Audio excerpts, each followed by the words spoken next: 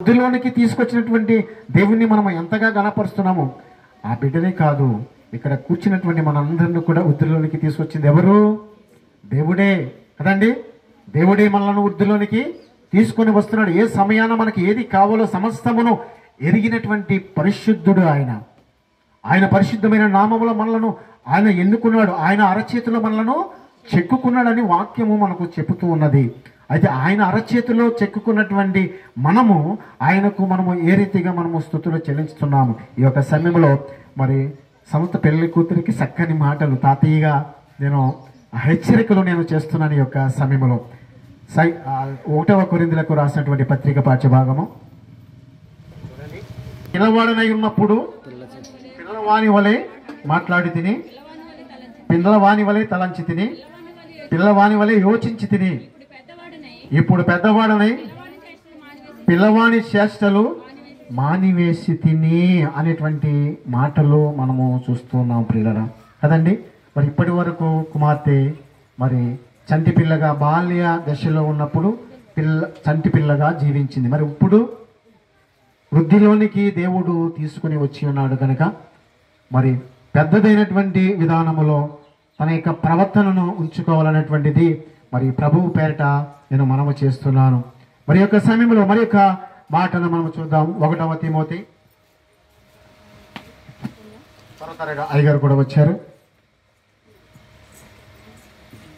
4వ అధ్యాయము, 1 తిమోతి 4వ అధ్యాయము 11వ వచనం కాంచి మనం చూసినట్లయితే, ఈ సంగతులు ఆజ్ఞాపించి బోధించుము, నీ యవ్వనమును బట్టి ఎవడును నిన్ను తునీకరింపనీయకుము గాని మాటలోను ప్రవర్తనలోను ప్రేమలోను విశ్వాసములోను పవిత్రతలోను విశ్వాసులకు మాదిరిగా ఉండుము. ఈ మాటలు మరి కూర్చున్నటువంటి బిడ్డ, దేవుడు వృద్ధిలోనికి తీసుకొచ్చినటువంటి బిడ్డ విషయమై ఈ మాటలు నేను తెలియపరుస్తున్నాను. ఇప్పుడు యవ్వన కాలంలోనికి ప్రవేశించినటువంటి బిడ్డ ఎలా జీవించాలని వాక్యం చెప్తుంది. నీ యవ్వనమును బట్టి ఎవడును నిన్ను తృణీకరింపకుండా బిడ్డ చూసుకోవాలి. బిడ్డే కాదు, బిడ్డను కన్న తల్లిదండ్రులు కూడా బిడ్డకు నేర్పించాలి. యవ్వనం బట్టి ఎవరు కూడా ఇదిగో బిడ్డ ఈ రీతిగా ఉంటుంది, ఈ రీతిగా నడుచుకుంటుంది, ఈ రీతిగా మాట్లాడుతుంది అనేటువంటిది ఎవరు కూడా ఇతరులు ఏం చేయాలంట నిందించకుండా ఉండడానికి బిడ్డ మరి జాగ్రత్తగా మరి ప్రవర్తించాలి అనేటువంటిది మొట్టమొదటి మాట. 2వ మాట, మాటలోను మనం మాట్లాడే విధానము చక్కగా ఉండాలి. మన మాట తీరు చక్కని రీతిలో దేవుణ్ణి మహిమపరిచేటువంటి విధముగా మన మాట తీరు ఉండాలి. అలాగే 3వదిగా ప్రవర్తనలోను మనం ప్రవర్తించేటువంటి ప్రతి ప్రవర్తన కూడా దేవునికి అనుకూలంగా ఉండాలి. తల్లిదండ్రులకు విధేయత చూపించాలి.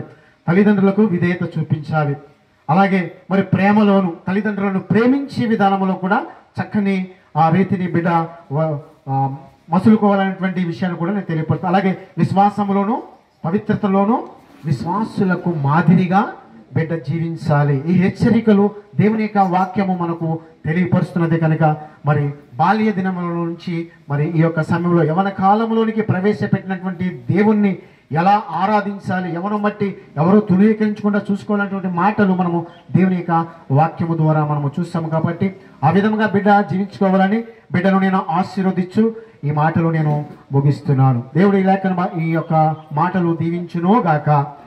ఆమె సమయాన్ని మరి అయ్యగారికి ఇస్తున్నాను.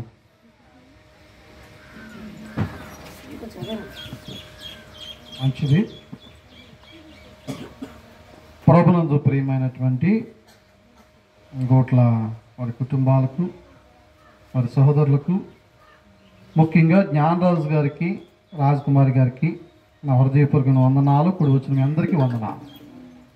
పిల్లరా, మనోజ్ కౌశిక్ గారు, శీల గారి యొక్క కుమార్తె క్రిస్టినా షారోన్ పశుపతి అయినటువంటి సందర్భంగా ఈ యొక్క కృతజ్ఞత కూడిక ఏర్పాటు చేయడం జరిగింది.